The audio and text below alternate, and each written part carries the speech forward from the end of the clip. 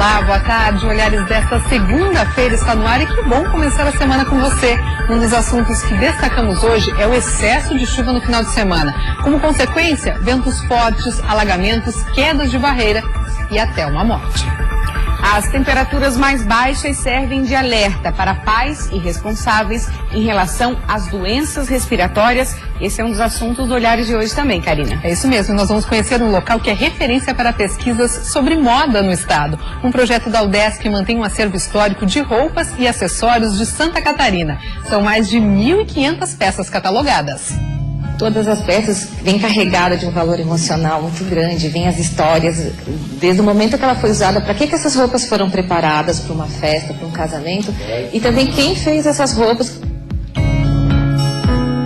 Bacana, tem também uma conversa sobre como os jovens podem estar melhor preparados para o competitivo mercado de trabalho. Um evento internacional em Florianópolis está debatendo o assunto. E a reta final do concurso que vai eleger a mais bela mulher em Santa Catarina, 20 candidatas vão participar do concurso Miss Santa Catarina de 2015. É verdade, Karina. Vamos ver então como estão os preparativos para esse lindo evento que acontece neste sábado com transmissão exclusiva da Band Santa Catarina. Fique com a gente, o Olhares já está no ar.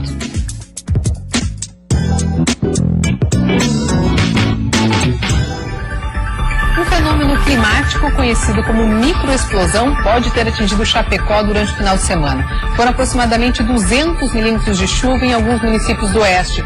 O vento também foi intenso e os prejuízos ainda estão sendo calculados. Karina, um homem morreu. O corpo dele foi localizado hoje de manhã em Pinhalzinho. O veículo onde ele estava caiu em um rio. Os outros 2 ocupantes conseguiram se salvar. O corpo de Antônio Nunes da Silva, de 54 anos, foi encontrado no rio União do Oeste, em Pinhalzinho, no oeste catarinense, a 3 quilômetros do local do acidente. De acordo com a esposa da vítima, quando eles estavam chegando próximo da ponte, o motorista perdeu o controle e o veículo caiu no rio. Mas antes de ser arrastado pela correnteza, Antônio ainda conseguiu salvar o filho de 15 anos e a mulher. Durante o acidente, chovia muito na região. Foram aproximadamente 200 milímetros de chuva durante o fim de semana em alguns municípios do oeste do estado. O vento também foi intenso e algumas residências na zona rural de Chapecó tiveram os telhados destruídos. Dona Neila estava em casa com o esposo e os netos e disse que o temporal demorou cerca de 30 segundos. Só estouro, foi pão, mas nada. Não vi mais nada, não foi vento, nem nada. E já derramou água em tudo, porque estourou tudo, né? Saiu tudo e veio água. De acordo com a Defesa Civil, aproximadamente 15 residências foram atingidas na linha Faxinal dos Rosas, em Chapecó. E no domingo também foi dia de limpeza na residência de Seu Valmor, que teve um prejuízo de cerca de R$3 mil. Na verdade, foi pouco tempo para a gente perceber o que era que estava acontecendo, né? E quando nós percebamos que era alguma coisa de tormenta, alguma coisa assim, né? Não deu tempo. Quando a gente olhou, já estava tudo as coisas no chão, já estava minhas árvores tudo no chão, meu telhado aqui tudo no chão, né? E daí só saímos fora para dar uma olhada, aí já começou a goteirar dentro de casa e tudo, já estava um lago dentro de casa, dentro da cozinha estava um lago, né? Não deu para ver nada. Galpões e aviários também registraram prejuízos, de acordo com meteorologistas da EPAGRE. Uma microexplosão pode ter atingido Chapecó e provocado os estragos nos imóveis e na vegetação. As perdas ainda estão sendo contabilizadas pela Defesa Civil. Em Concórdia, também no oeste catarinense, a forte chuva inundou casas e interditou o acesso à Universidade do Contestado. A água descia do bairro São Cristóvão e São José por causa de uma barragem que transbordou. Não houve registros de desabrigados ou desalojados. Com a grande quantidade de chuvas, houve vários transtornos em outras regiões do estado. No meio-oeste e na Serra, moradores tiveram as casas atingidas por alagamentos e desmoronamentos. Houve ainda queda de barreiras.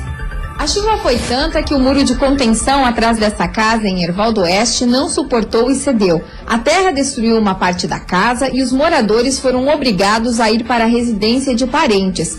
Por sorte, ninguém se feriu. Eu estava no quarto assistindo TV, né? E naquilo a gente escutou um barulho tremendo, né? Parecia que estava caindo o telhado da casa a princípio, né? E naquilo eu e minha esposa se levantamos, sentamos na cama e naquilo começou a trincar a parede, deu tempo de nós levantar, sair correndo no caso, puxar o berço do nenê até na porta aqui, no que vocês estão vendo nessa sala aqui, e a gente conseguiu daí, se desesperamos naquele momento, né? Que bate um desespero, e naquilo a gente foi até o outro quarto, tirou o outro neném e com aquilo a parede desceu daí, né? Em Joaçaba, houve queda de barreira no acesso Adolfo Zigueli e a rodovia ficou em meia pista. Hoje pela manhã, máquinas trabalhavam no local para retirar a terra. Na BR-282, entre Erval do Oeste e Erval Velho, outra queda de barreira.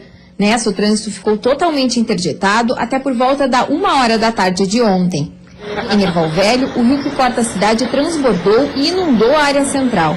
Entre Omerê e Três Itilhas, uma ponte foi levada pela força das águas e a comunidade ficou ilhada. Fraiburgo, Videira e Concórdia também registraram transtornos. Segundo a Epagre-Cirã, em Joaçaba, nas últimas 72 horas, o acumulado de chuva foi de 145 milímetros. Aqui no meio oeste, em Campos Novos, Concórdia e Tangará, os volumes de chuva também foram expressivos, ultrapassando os 100 milímetros. Em Lages na Serra, além dos pontos de alagamento, o excesso de chuva provocou ainda o desmoronamento parcial dessa casa, que fica ao lado de um córrego no bairro São Luís.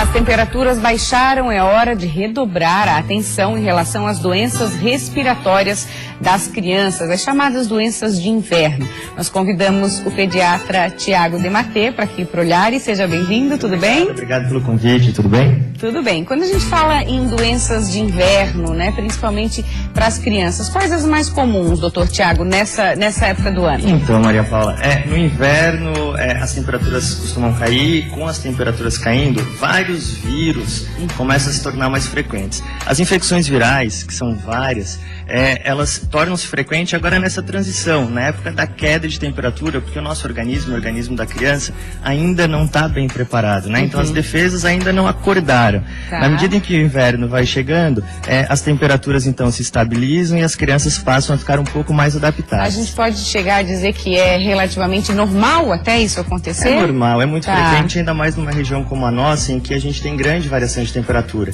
Né? Então os vírus são os bichinhos, vamos dizer assim, mais frequentes dessa estação. A gente tem a gripe, né, que acaba sendo mais comum, que é o vírus do influenza, e a gente tem vários outros resfriados, vários outros vírus que não causam a gripe propriamente dita. Né? Temos rinovírus, coronavírus, outros tipos de influenza que são menos conhecidos, mas também são bastante frequentes. Gripe é mais forte, vamos esclarecer. A gripe é uma doença que normalmente é um quadro um pouco mais intenso, com febre alta, a criança fica mais prostrada, né? Geralmente ela deixa de ir para aula quando tem esse quadro, e é uma doença potencialmente fatal. Por isso que a gente tem as vacinas contra a gripe. Isso é importante a gente deixar bem claro.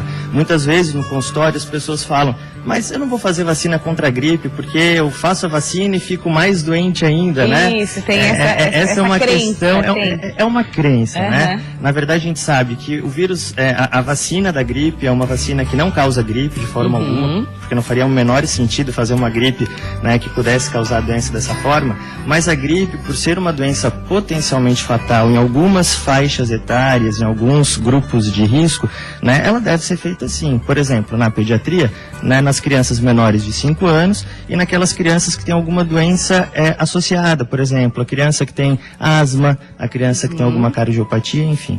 Por isso que existe a vacina, né? Exatamente. Porque precisa prevenir. Não faria o menor sentido se fazer uma vacina se o objetivo não fosse esse.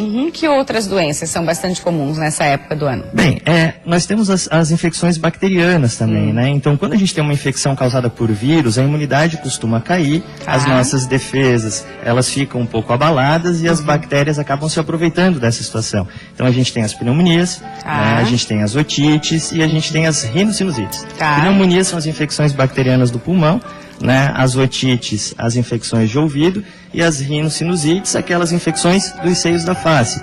Geralmente, essas infecções bacterianas são tratadas com antibiótico.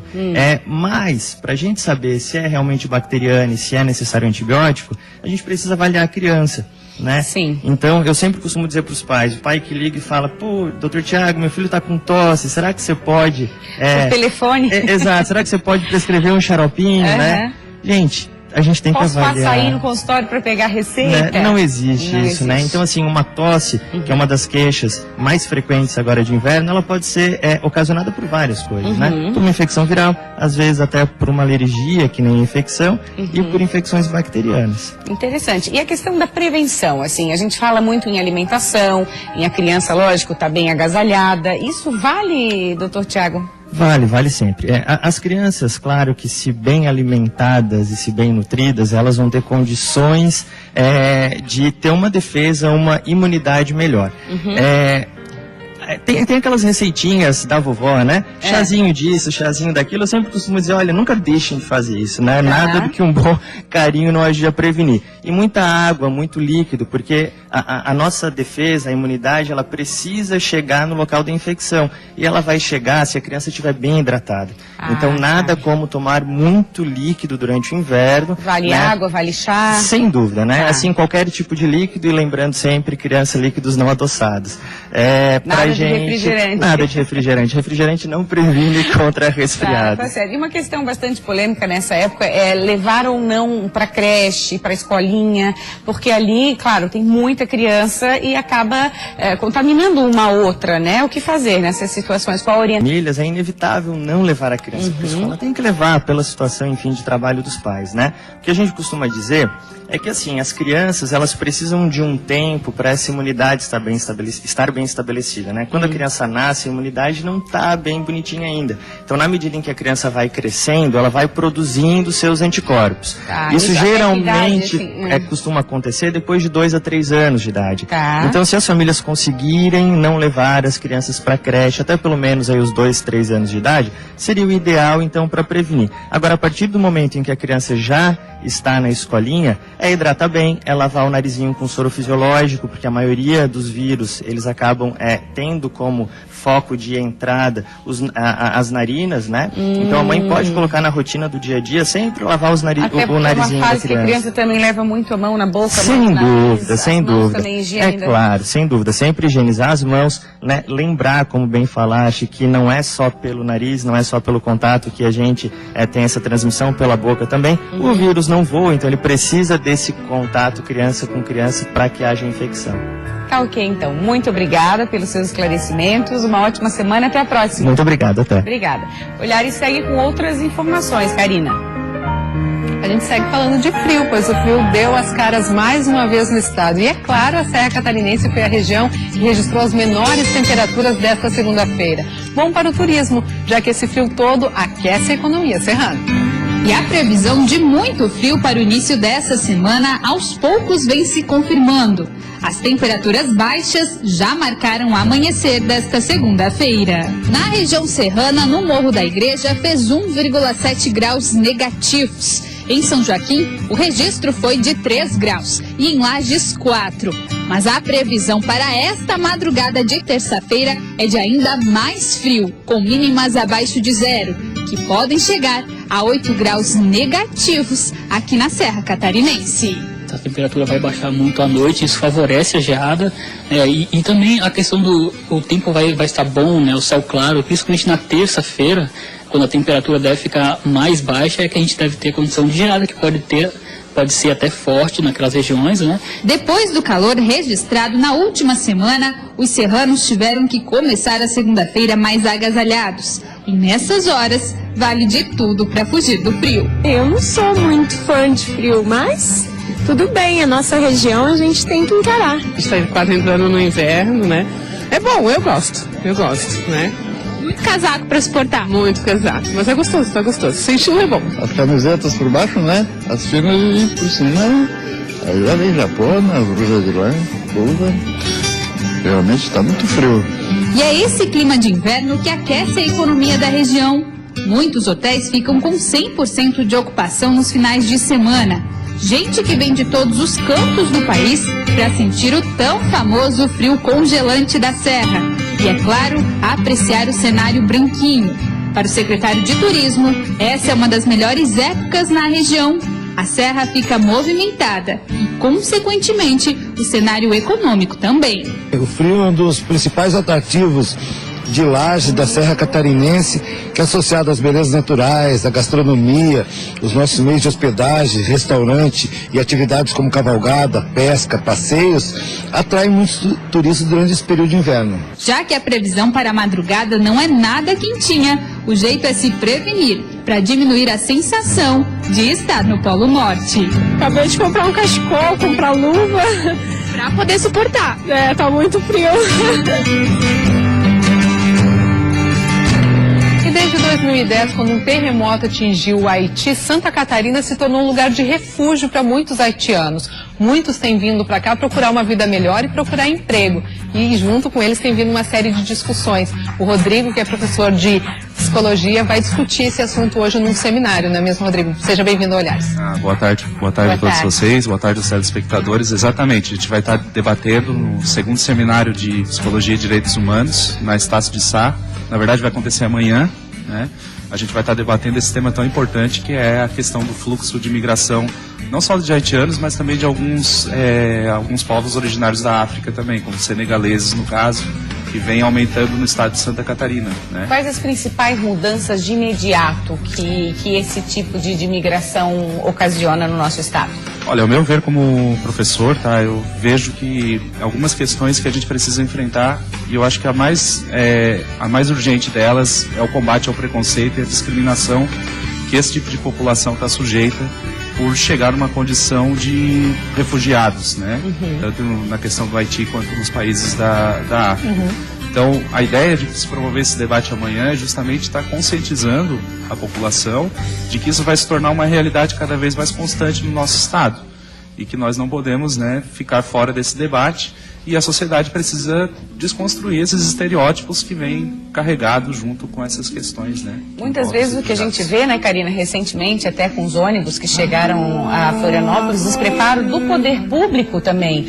Não fui avisado, acabam recebendo de maneira precária, colocam em abrigos de última hora, isso também precisa ser repensado. Não tem uma estrutura, né, para receber. Exatamente, né? E a gente também deve ressaltar que, por nós vivermos num contexto democrático, esse tipo de atitude não combina, né, com um país que não passa por nenhum tipo de situação política mais severa.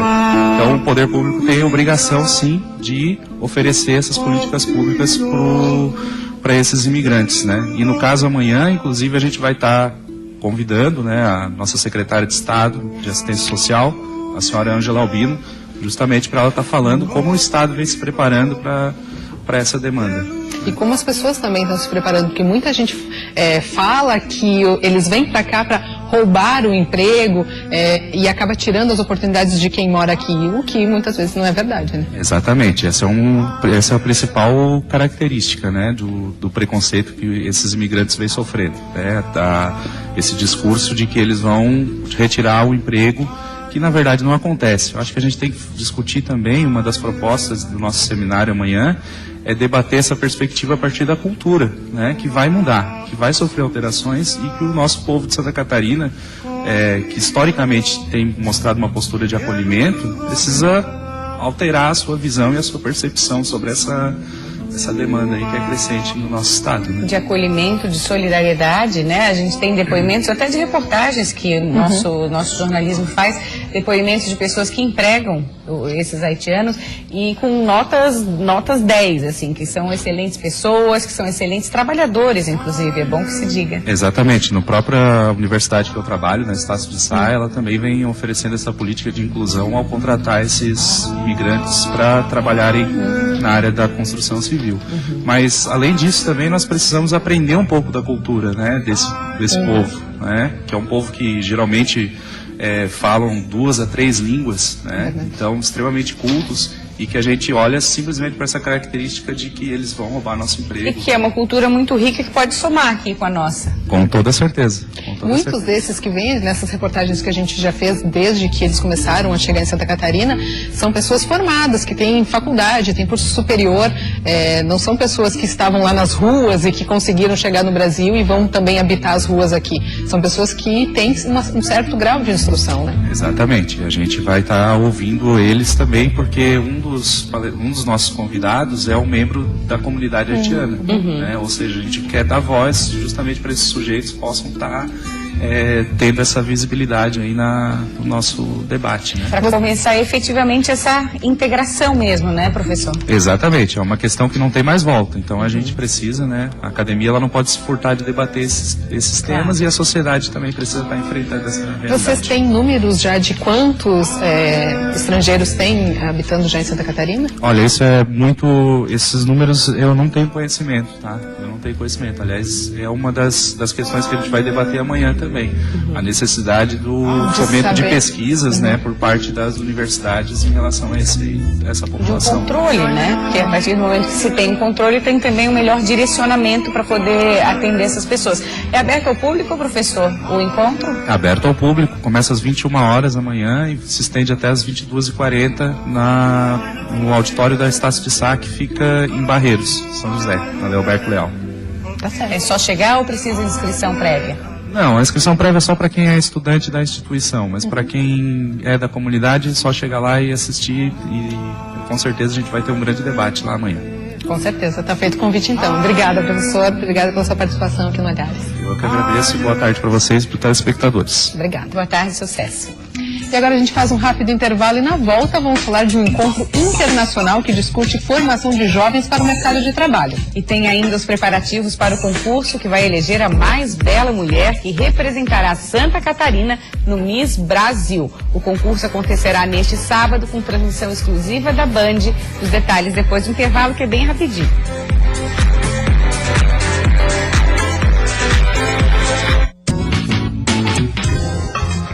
1h31 agora, o Olhares está voltando e nós vamos fazer uma viagem para Nova York, pelo menos na imaginação, né, Gismari? Tudo bem? Tudo, prazer estar de volta. Gismari é nutricionista, recentemente chegou de Nova York, ela esteve numa das cidades mais cosmopolitas do mundo, pesquisando, se atualizando sobre alimentação e vai compartilhar aqui com a gente essa experiência. Vamos começar falando da questão do comportamento. Os Estados Unidos, em princípio, a gente tem aquela imagem, que é um país onde tem o maior número de obesos, as pessoas comem errado, fast food. O que você conseguiu constatar em relação a isso? Então, eu já tinha ido visitar outras vezes os Estados Unidos em anos sequenciais, mas esse ano fui propriamente para estudar, para me atualizar, para buscar tendências, para trazer serviços aqui para Florianópolis do que a gente viu lá. E a gente percebeu uma diferença muito grande no comportamento das pessoas. Está mudando. Isso, os nova-iorquinos, principalmente, diferente da grande parte dos Estados Unidos,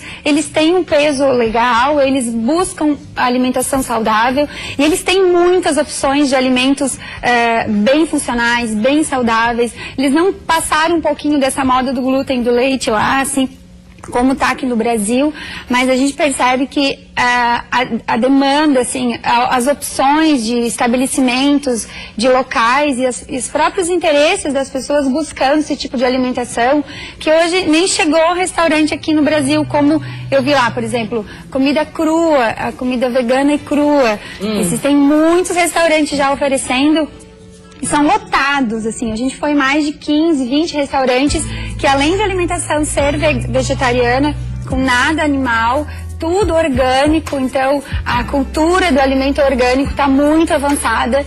A gente percebe que aqui está chegando, as pessoas estão valorizando agora, mas lá é muito forte. Aqui o alimento orgânico ainda é mais caro, lá também tem essa diferenciação? Também é mais caro, mas eles já observaram que a gente vai demorar um pouquinho mais para observar ou está começando a entender que é um investimento. Tá. Então você consome um alimento orgânico, você respeita a natureza, tem essa questão das safras, que você respeita o alimento quando a natureza pode lhe dar. A época mesmo. Exatamente, assim. Tá. E você vai economizar em remédios. Então a gente fala assim que no Brasil se valoriza muito a criação de hospitais.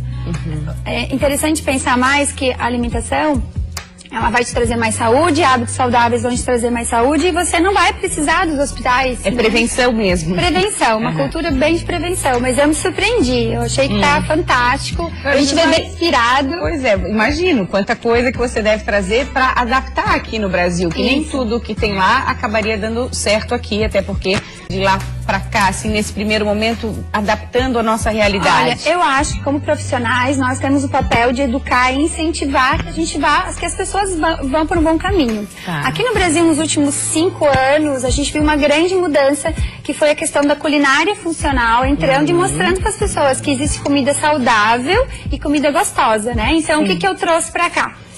Eu tenho uma linha de alimentos funcionais e prontos, então o que eu aprendi lá, eu fiz cursos numa escola que se chama Natural Gourmet Institute, que é a escola mais renomada da área, né, da América, com certeza, uma das melhores do mundo, que trazem produtos todos que são aplicáveis aqui. A gente acha que não, mas é por desconhecimento.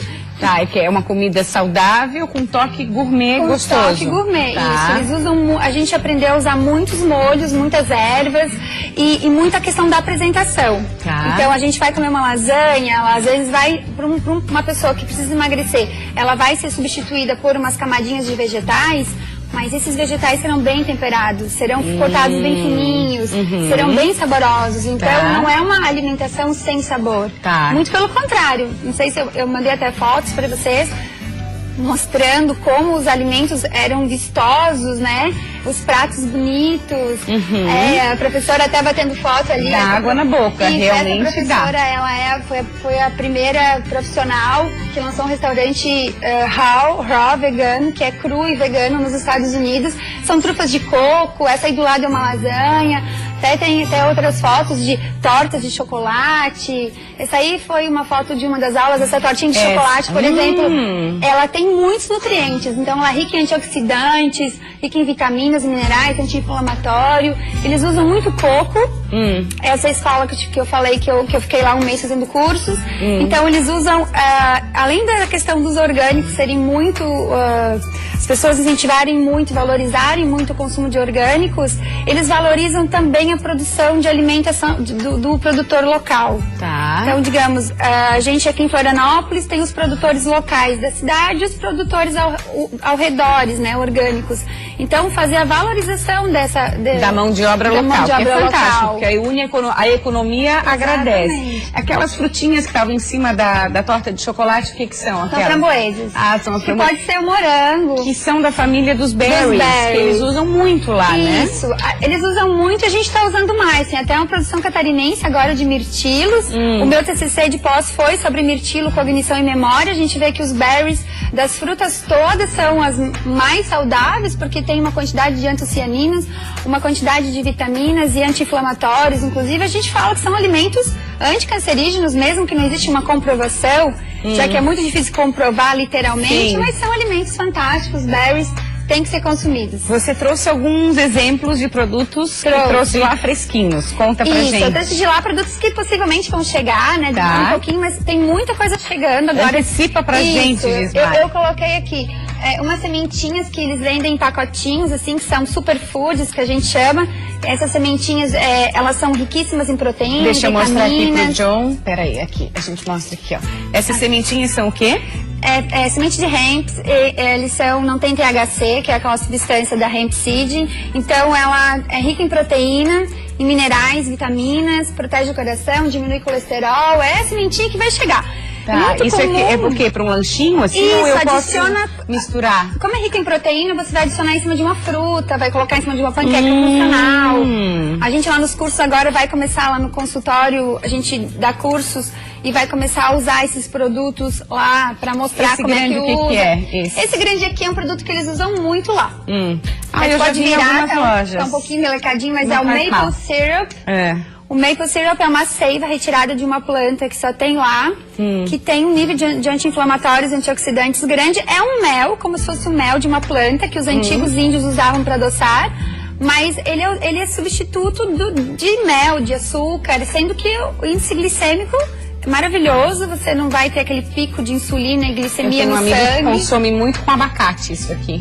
Você pode usar no lugar de qualquer outra coisa doce, com a ideia ainda de que vai ser saudável, diferente dos outros açúcares, né?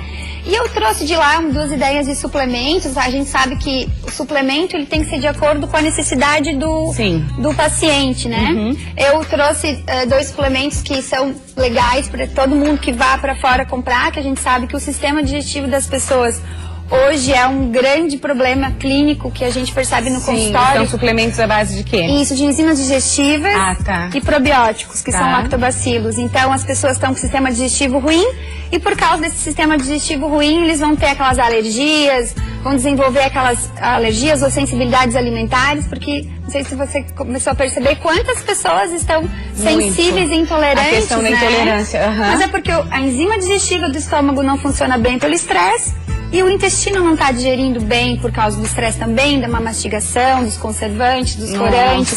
Então esses dois produtos eu indico em geral para os pacientes comprarem fora, que é barato, que é fácil de encontrar e ajudam a reequilibrar esse trato digestivo para que você não venha desenvolver possíveis sensibilidades. Tá bom, Gismari, te agradeço muito. Obrigada também por compartilhar com a gente essa sua experiência. Sucesso. Obrigada bom, também. Tá? Obrigada. Karina, vamos falar agora do Miss Santa Catarina, um concurso super esperado aqui no estado, né? É isso mesmo, no próximo sábado a Band transmite o Miss Santa Catarina. O concurso que evidencia a beleza da mulher catarinense acontecerá em Itajaí. As candidatas ao título chegam nos próximos dias ao litoral norte para cumprir uma agenda cheia de eventos.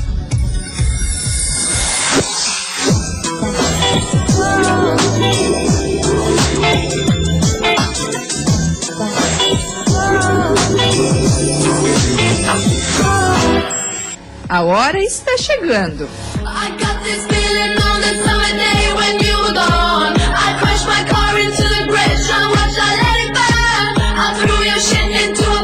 A beleza das misses de várias partes do estado vai invadir Itajaí. Os preparativos para a competição que vai escolher a mais bela catarinense para a disputa do Miss Brasil começou há alguns meses. E agora chega a reta final.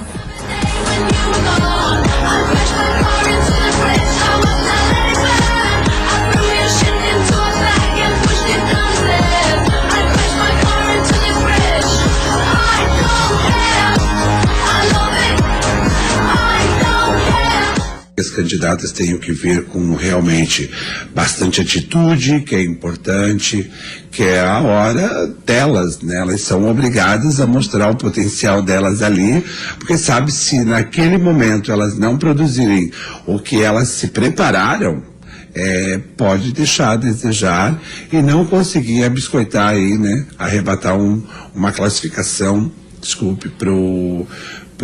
para chegar no top 10. Nos próximos dias, as candidatas participam de uma agenda bem recheada. Vão passear em alguns pontos turísticos aqui da região, terão jantares e almoços com jurados, que vão avaliar cada uma e definir o top 10. Mas esse só será apresentado na grande final. Elas serão avaliadas também pelo comportamento, descontração.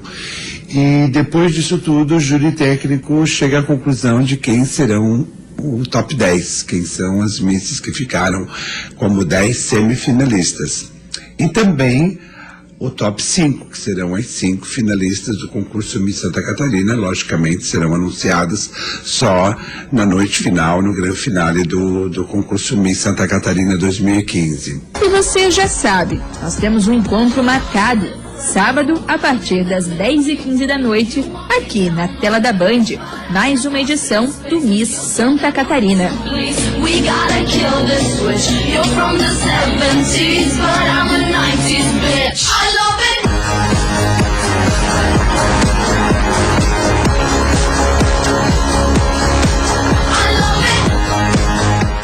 É isso aí, transmissão exclusiva ao vivo na Band Santa Catarina. Você vai conferir neste sábado, a partir das 10h15 da noite. É claro que a gente conta com a sua audiência. Se você quiser conhecer melhor as candidatas, eu sei que o pessoal adora ver antes para fazer a torcida, votar em qual vai ganhar. Você pode acessar a fanpage da Band Santa Catarina, que tem todas as fotos e as informações das candidatas para você.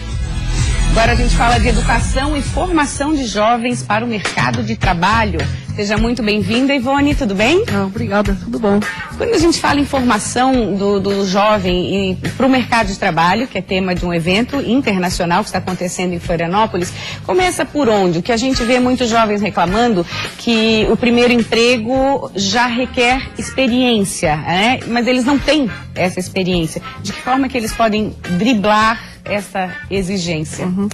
De fato, o tema desse seminário que está ocorrendo entre 4 países, Colômbia, Argentina, Brasil e Suíça, ele trata de uma formação mais ampla, porque a preocupação nesse momento não é só da qualificação profissional, aquela que a empresa sempre manifesta que ela deseja pessoas, mas as pessoas não estão prontas. O jovem quer um emprego, mas ele não está experiente naquele emprego. Fala de uma formação mais ampla, que é uma preocupação da sociedade atual de haver um investimento na vida do jovem, tanto da educação, quanto das empresas, quanto da sociedade civil, quanto do Estado e do próprio jovem no seu futuro, na sua vida profissional, que é mais do que o tecnicismo. Né?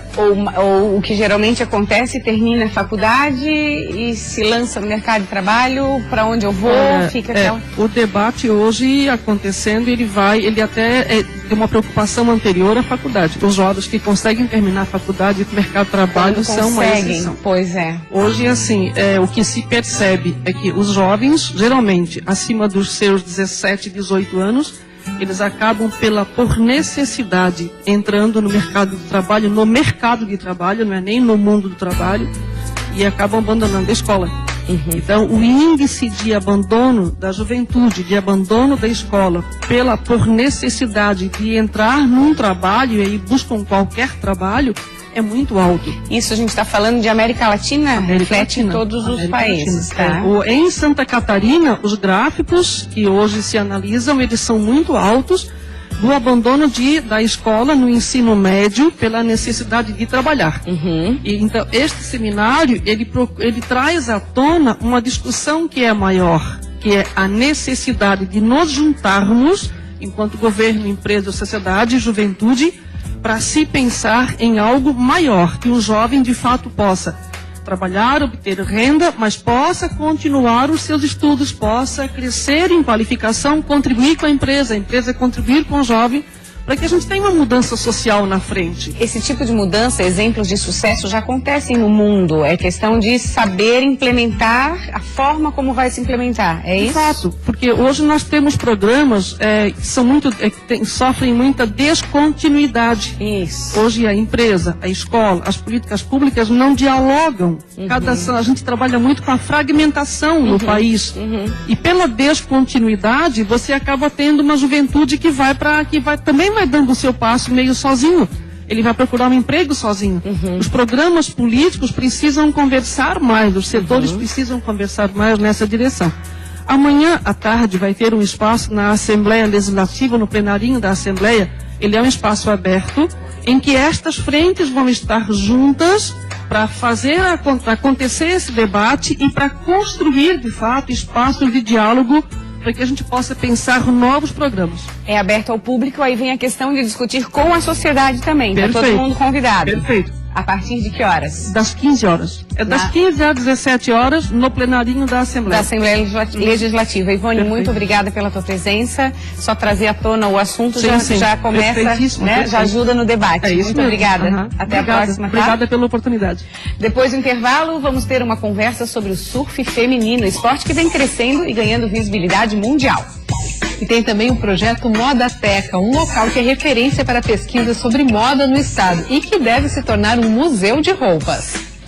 Todas as peças vêm carregadas de um valor emocional muito grande, vem as histórias, desde o momento que ela foi usada, para que essas roupas foram preparadas para uma festa, para um casamento, e também quem fez essas roupas. Não saia daí que o Olhares volta em 2 minutinhos.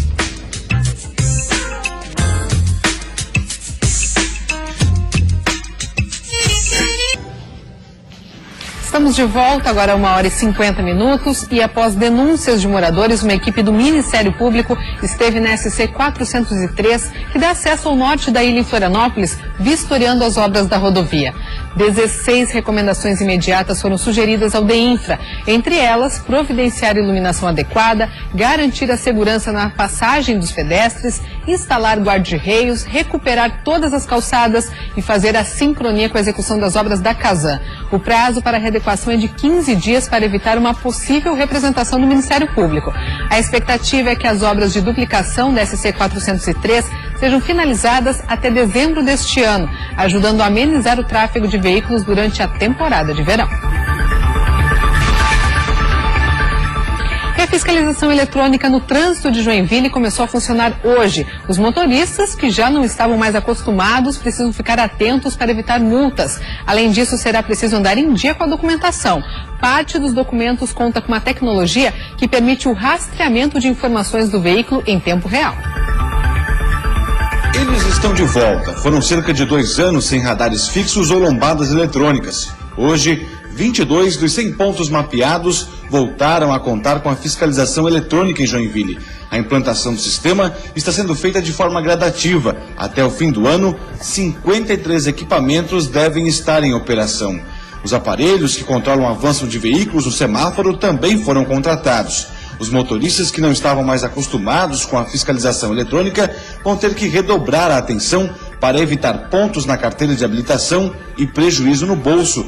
Nas ruas em que o radar foi instalado, o limite de velocidade é de 60 km por hora.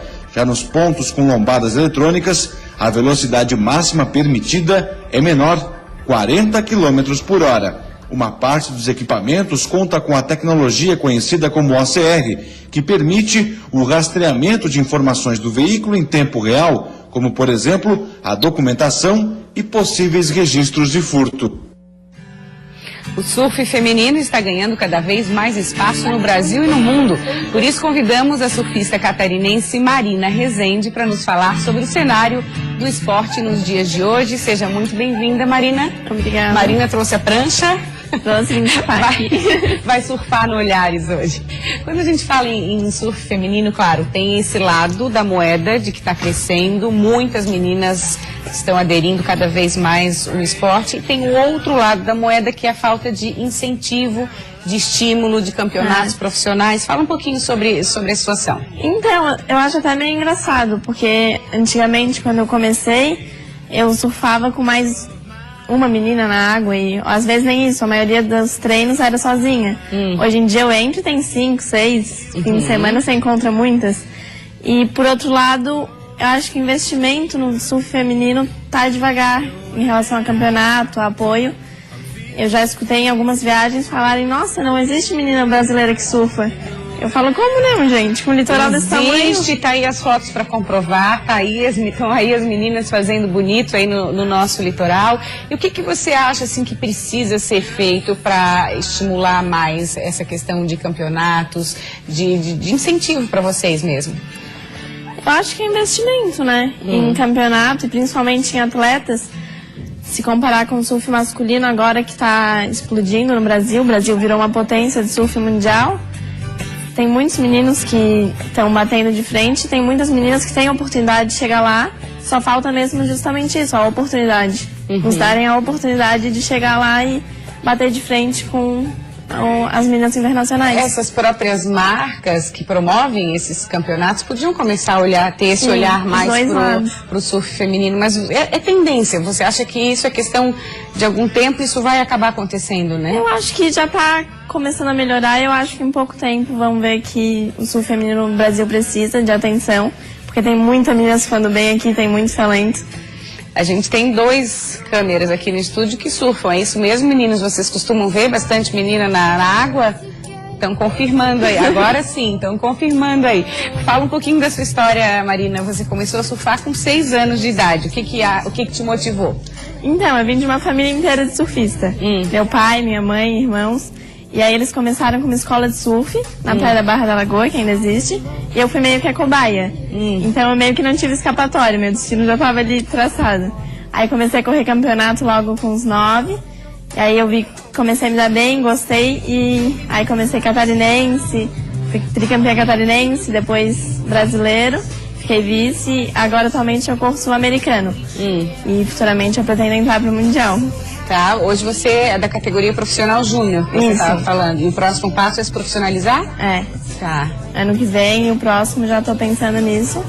pra entrar na elite, se Deus quiser. Que legal, estamos na torcida aqui. O que é mais difícil pra você no esporte? Olha, sinceramente, é a falta de apoio. Eu tenho, que me ajudam até a correr sul-americanos, mas para correr o Mundial, você tem que viajar para Austrália, Europa, Estados Unidos. Que não é barato. Não é barato. Então também não é qualquer marca, qualquer empresa. Mas isso é questão de estar bem e eu acho que a partir do momento que você está treinando, está fazendo a sua parte, a oportunidade aparece. Sim, está fazendo o que gosta, né? Não, principalmente. É impressionante, você está fazendo o que gosta, não pode passar pela sua cabeça a ideia de desistir por falta de estímulo, isso é muito triste, né? Então, esse é o principal, assim, às vezes quando tem a dificuldade, mas quando eu tô na água eu entro e falo, nossa, só de estar aqui já tá valendo o meu dia, independente de todo o resto, de campeonato, de resultado. Só de estar na água todo dia, pra mim, já vale a pena. Já tá realizada? Já, completamente. Que legal, que legal. Marina, deixa teu contato, tuas redes sociais, quem quiser te conhecer mais, saber mais sobre teu trabalho. Quem quiser me acompanhar é Marina Rezende no Facebook e Rezende_Marina no Instagram. Aí, toda a minha carreira, todos os meus resultados eu passo ali, atualizando. Tá ok, muito obrigada pela tua presença, adorei te conhecer. Prazer, Desejamos igualmente. sucesso ainda, queremos ver muito seu nome ainda. Muito obrigada. Por aí, tá bom? Futuramente, estamos aí. Obrigada, valeu. Nós vamos conhecer agora um projeto da UDESC, quem mostra pra gente é a Karina. É isso aí, nós vamos conhecer agora um projeto da UDESC que mantém um acervo histórico de roupas e acessórios de Santa Catarina. O Modateca possui aproximadamente 1.500 peças catalogadas e promete se transformar em um museu de roupas do estado. A manhã de hoje começou com muito trabalho. As peças de roupas foram dispostas em araras e em manequins.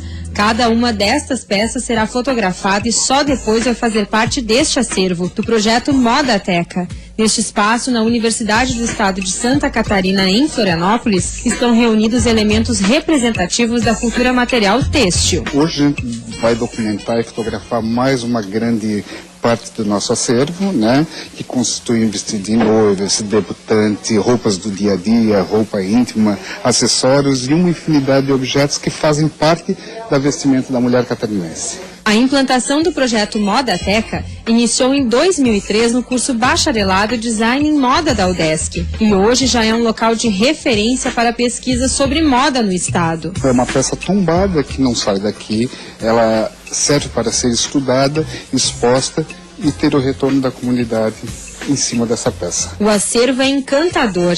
Nas peças é possível perceber a evolução das técnicas de cultura e de bordados. Os tecidos mais usados em cada década também ficam em evidência. A peça mais antiga do projeto Modateca é esta daqui, um pelerine feito no Canadá no ano de 1890, feito todo de pele preta e bordado. A fotógrafa responsável pelo catálogo destas peças é a Adriana, e ela se diz apaixonada por este trabalho. Todas as peças vêm carregadas de um valor emocional muito grande, vem as histórias, desde o momento que ela foi usada, para que essas roupas foram preparadas para uma festa, para um casamento, e também quem fez essas roupas. Todo o acervo é composto por roupas doadas. Por aqui tem também muitas revistas de modas e livros, mas os planos para o futuro do Modateca são ainda maiores. A nossa tentativa é resgatar a história da moda em Santa Catarina e, quem sabe, uma possível sementinha para um futuro museu da moda em Santa Catarina. Que bacana! E a gente convida você para começar a semana acessando as nossas redes sociais. Entra lá no Facebook, facebook.com/Programa Olhares e também no Instagram, @Programa Olhares. Muito legal quando você curte nossa página, a gente adora. Pode mandar também sugestões de reportagens. Isso aí. E de entrevistas, interagir conosco. Obrigada pela companhia. Amanhã tem mais Olhares, esperaremos por você. Uma boa tarde, até amanhã.